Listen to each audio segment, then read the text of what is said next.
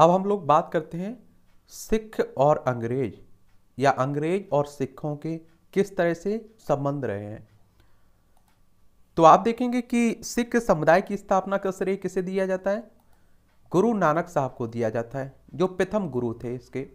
ठीक है, ये आप लोग अगर डायरेक्ट ही क्वेश्चंस अगर आपसे पूछे कि सिख समुदाय की स्थापना का श्रेय किसे जाता है, तो गुरु नानक साहब को, प्रथम गुरु थे। और गुरु नानक के अनुयायी ही सिख कहलाए और ये बादशाह बाबर और हुमायूं के समकालीन थे। और आप देखिए 1496 की कार्तिक पूर्णिमा को नानक को आध्यात्मिक पुनर्जीवन का आभास हुआ था। और गुरु नानक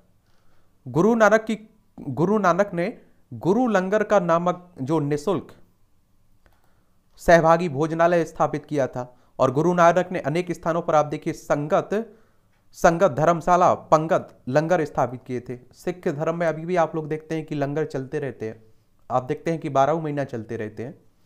संगत और पंगत ने गुरु नानक के अनुयायियों के लिए एक संस्था का कार्य किया जहां वे प्रतिदिन मिलते थे। गुरु नानक की 1538 में आप देखिए करतारपुर में मौत हो गई थी, मृत्यु हो गई थी। और गुरु अंगद आप देखते हैं कि सिखों के दूसरे गुरु थे, इनका प्रारंभिक नाम लहना था, ये आप लोग याद रखिए। दूसरे गुरु कौन थे? गुरु अंगद। ठीक है, और इन्होंने नानक द्वारा शुरू की गई लंगर व्यवस्था को स्थायी बना दिया था। और गुरुमुखी लिपि का आरंभ गुरु अंगद के समय ही शुरू हुआ था। ठीक है, गुरुमुखी लिपि का। और सिखों के तीसरे गुरु होते हैं अमरदास। इनका समय आप देखिए कब से कब तक रहता है? 1552 से 1574 तक रहता है। और गुरु अमरदास ने हिंदुओं से पृथक होने वाले कई कार्य किए। हिंदुओं से अलग विवाह पद्धति लवन को प्रचलित किया था, ये सिख धर्म में आप देखते हैं। अकबर ने गुरु अमरदास से गोविंदवाल जाकर भेंट की और गुरुपुत्री बीबी भानी को कई गांव दान में दिए थे इन्होंने। और अमरदास ने आप देखते हैं कि 22 गद्दियों की स्थापना की और प्रत्येक पर एक महंत की नियुक्ति की थी। बीबी के पति रामदास 1574 से 1581 सिखों के चौथे गुरु होते हैं। और अकबर ने बीबी भानी को 500 बीघा भूमि दी थी। और गुरु रामदास ने इस भूमि पर अमृतसर नामक जलाशय खुदवाया और अमृतसर जो आप देखते हैं ना, इसकी नगर की स्थापना की। और गुरु रामदास ने अपनी तीसरे पुत्र अर्जुन को गुरु का पद सौंपा था। और इस प्रकार इन्होंने गुरु पद को पैतृक बना दिया, यानी कि पिता के बाद बेटे को दिया गया। गुरु अर्जुन बनते हैं फिर आगे, ये भी याद रखिएगा, इससे भी क्वेश्चंस पूछे जाएंगे। सिख गुरुओं से क्वेश्चंस तो पूछे ही जाते हैं। फिर आप देखेंगे कि गुरु अर्जुन 1581 से 1606 तक सिखों के 5वें गुरु रहते हैं। इन्होंने सिखों के धार्मिक ग्रंथ आदि ग्रंथ की रचना की और इसमें गुरु नानक की पेड़ाप्रद प्रार्थनाएं व गीत संकलित हैं। गुरु ग्रंथ साहिब यानी कि आदि ग्रंथ में सिख गुरुओं के साथ साथ कबीर, नामदेव, रैदास की रचनाओं को भी सम्मिलित किया गया है। और गुरु अर्जुन ने अमृतसर जलाशय के मध्य में हरमंदिर साहब का निर्माण करवाया था। किसका? हरमंदिर साहब का निर्माण करवाया था। राजकुमार खुसरो की सहायता करने के कारण जहांगीर ने आप देखें 1606 में गुरु अर्जुन को मरवा दिया था। ये आप लोग जरूर याद रखिएगा, गुरु अर्जुन को किसने मरवाया था? जहांगीर ने। किस कारण से? राजकुमार खुसरो की सहायता करने के कारण 1606 में। सिखों के छठे गुरु आप देखें हरगोविंद होते हैं। इनका समय 606 से 645 तक रहता है। इन्होंने सिखों को सैन्य संगठन का रूप दिया और तथा अकाल तख्त या फिर ईश्वर की सिंहासन का निर्माण करवाया था इनने। ये 2 तलवार बांधकर गद्दी पर बैठते थे और दरबार में नगाड़ा बजाने की व्यवस्था थी। इन्होंने अमृतसर की किलेबंदी भी की थी। और सिखों के 7वें गुरु होते हैं आप देखते हैं कि कौन? हर राय। ये 1645 से 61 तक रहते हैं। इन्होंने दारा सिखों को मिलने आने पर आशीर्वाद दिया था ये।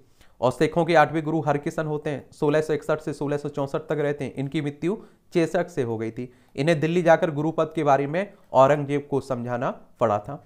सिखों के आप देखते हैं कि 9वें गुरु होते हैं तेग बहादुर। इनका समय 1664 से 1675 तक रहता है। इस्लाम स्वीकार नहीं करने के कारण आप देखेंगे अंग्रेज ने इन्हें वर्तमान शीशगंज, कहाँ? शीशगंज में गुरुद्वारा के निकट मरवा दिया था इन्हें। किसने? औरंगजेब ने। और आप देखेंगे कि सिखों के 10वें और अंतिम गुरु गुरु गोविंद सिंह होते हैं 1675 से 1708 तक। और इनका जन्म 1666 में पटना में हुआ था। और गुरु गोविंद सिंह ने अपने को सच्चा पातशाह कहा और इन्होंने सिख के लिए 5 ककार अनिवार्य किए थे और प्रत्येक सिख को केस, कंघा, कृपान, कच्छा और कड़ा रखने की अनुमति दी थी। और सभी लोगों को अपने नाम के अंत में आप देखिए सिंह शब्द जोड़ने के लिए कहा था गुरु गोविंद सिंह ने। और गुरु गोविंद सिंह का निवास स्थान आनंदपुर साहब था और कार्यस्थली इनकी पाओता थी। और गुरु से गोविंद सिंह ने फारसी में जफरनामा लिखे थे। क्या? जफरनामा। इनके दो पुत्र फतेह सिंह और जोरावर सिंह को सर हिंद के मुगल फौजदार वजीर खान ने दीवार में चिनवा दिया था। देख रहे हैं। 1699 में आप देखिए बैसाखी के दिन गुरु गोविंद सिंह ने खालसा पंथ की स्थापना की थी और पाहुल पिरानी की शुरुआत भी गुरु गोविंद सिंह ने की थी।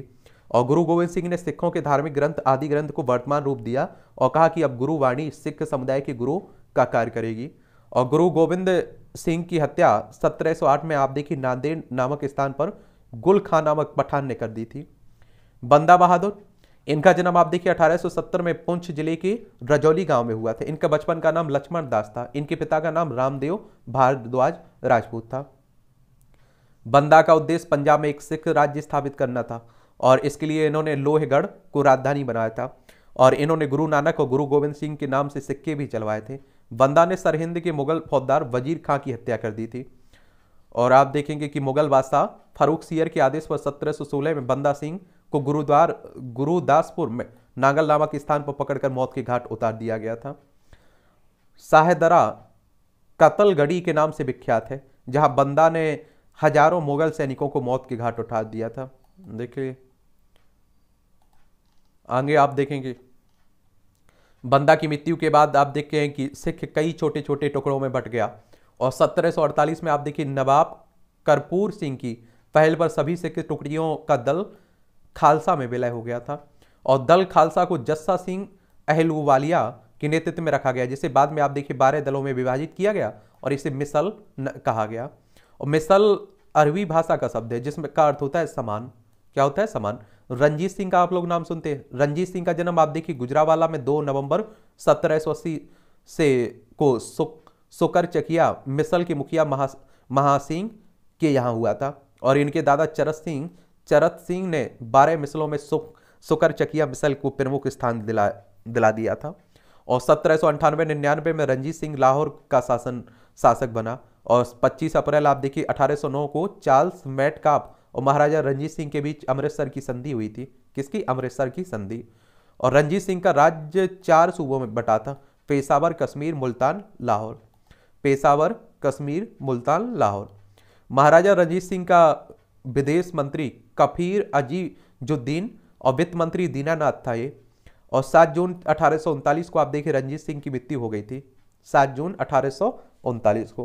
प्रथम आंग्ल सिख युद्ध आप देखें 1845 से 46 की बात है। और द्वितीय आंग्ल सिख युद्ध आप देखते हैं कि 1849 में हुआ था। ये युद्ध जरूर आप लोग याद रखिएगा। रंजीत सिंह की मृत्यु कब हुई? 7 जून 1839 में। और प्रथम आंग्ल सिख युद्ध कब होता है? 1845-46 में। द्वितीय आंग्ल सिख युद्ध कब होता है? 1849 में। अंग्रेजों और सिखों के मध्य हुई संधि अगर आप देखें तो लाहौर की संधि ये आप देखिए 9 मार्च 1846 में हुई थी। भैरोवाल की संधि ये 22 दिसंबर 1846 में हुई थी। और इस संधि के तहत राजा दलीप सिंह के संरक्षण हेतु अंग्रेजी सेना का प्रवास पंजाब मान लिया गया था। और 20 अगस्त 1847 को महारानी जिंदा को राजा दलीप सिंह ने अलग कर 48,000 वार्षिक पेंशन देकर शेखपुरा भेज दिया गया था। और द्वितीय आंग्ल सिख युद्ध के दौरान पहली लड़ाई चिलियानवाला की लड़ाई सिख नेता शेर सिंह और अंग्रेज कमांडर गप के मध्य लड़ी गई थी। दूसरी लड़ाई गुजरात की चेनाब नदी के किनारे चार्ल्स नेपियर के नेतृत्व में अंग्रेजों ने आप देखेंगे 21 फरवरी 1849 को लड़ी थी। इस युद्ध में सिख बुरी तरह पराजित हुए थे। और लॉर्ड डलहौजी की 29 मार्च 1849 की घोषणा द्वारा संपूर्ण पंजाब का विलय अंग्रेजी राज्य में कर लिया गया था। और महाराजा दलीप सिंह को 50,000 पाउंड की वार्षिक पेंशन दी गई और उन्हें शिक्षा प्राप्त करने के लिए इंग्लैंड भेज दिया गया था। और सिख राज्य का प्रसिद्ध हीरा कोहिनूर को महारानी विक्टोरिया को भेज दिया गया था। अब आप देख रहे हैं कि बार बार आप लोग कोहिनूर के हीरा के बारे में पढ़ रहे हैं या नहीं पढ़ रहे हैं। तो इस तरह से आप देखेंगे कि ये सिख समुदाय के बारे में हो गया सिख, और आप देखेंगे अंग्रेजों के बीच जो संबंध रहे हैं।